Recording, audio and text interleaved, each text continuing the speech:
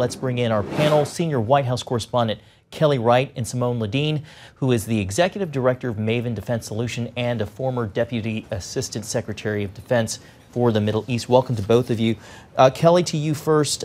We know that 8,000 troops or so were stationed at this base. Iran said that it was sending in the same number of missiles that the United States used Saturday night.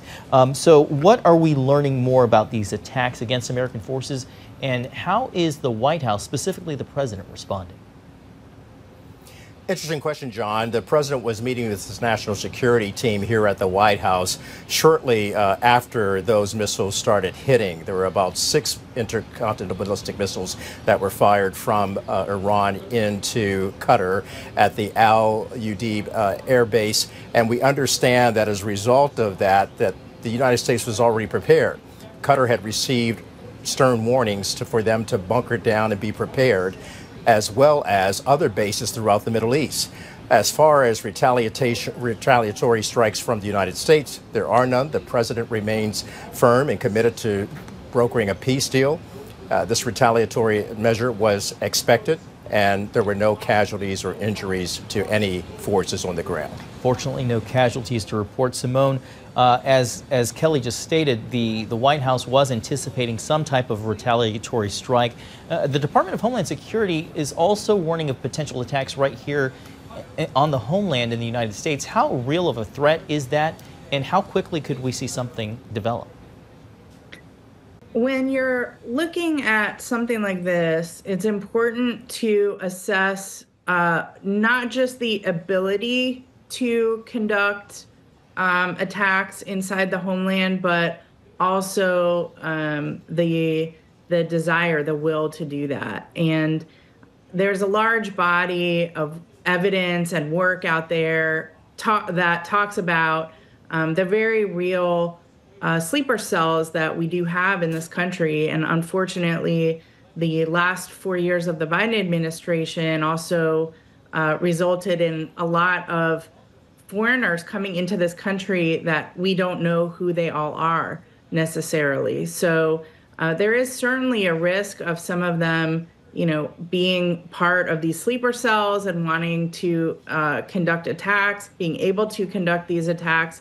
But given the incredibly weak showing of the Iranian regime, the near total dismantlement of many of Iran's terror proxies by Israel, you really have to wonder if these networks here in the United States are going to want to activate at this time, even if they are ordered to do so.